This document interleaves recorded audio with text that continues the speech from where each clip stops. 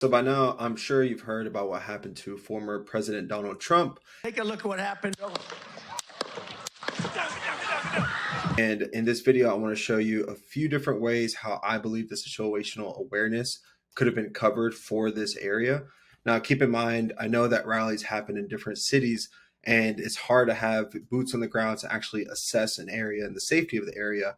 But when you think about it, as in we can digitize our world very, very quickly and then be able to get a visual of that area before we get there, then it shows possibilities of how we can secure spaces in a much quicker and more efficient way. So, for example, what you're looking at right here is a 3D visualization that was captured from a drone video and then converted into this 3D scene that then we can move around and see different perspectives from different angles. So, for example, if we're on the rooftop right here, then we can see our line of sight from that rooftop and be able to assess what that rooftop can see from that angle on the ground. So this is kind of like a reverse line of sight study if you want to look at different rooftops, their vantage points to the ground.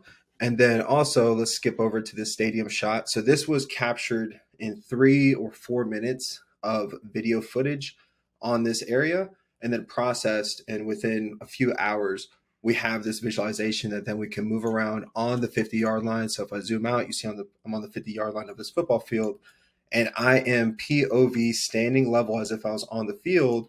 I can turn around and see all of the different vantage points of the rooftops all around me. So then from that point, we can see what does that perspective look like from the ground and the rooftops above, and then be able to secure those areas before actually getting there. So what I'm going to do is just flip through a couple of different examples and show you how I can see the same visuals as if I was there before even having to be in this area. So for this one, we have an urban intersection.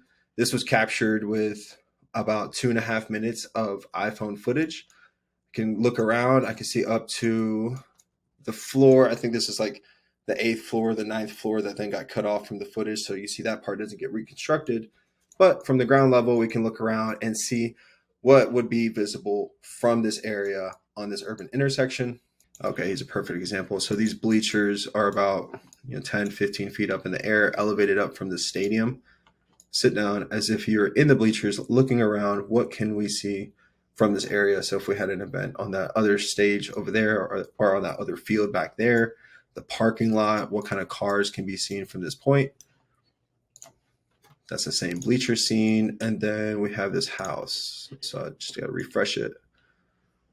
There you go. So same thing as if you're like on this like walking path. And look at that. You can't even see the front door from this area of the bush, but once you move over, it reveals in the shot. So these 3D scenes, very, very great to capture. You can capture them in minutes, get them processed, and within a few hours, you have this interactive scene that you can move around throughout and see from all different kind of angles and perspectives the line of sight from that area. It's a lot different from photogrammetry, which you're getting geometry and you can pull measurements from this. But this is using radiance field and you have a very accurate visual. You're just not getting any geometry unless you go through like a whole different scanning method. The process that we're using with this is iPhone videos, drone videos, and then we're leveraging Luma AI for the visualization and the hosting of the 3D scene. If you need anything like this anywhere in the world, leverage our global drone pilot network at airwebdigital.com, and we look forward to helping you.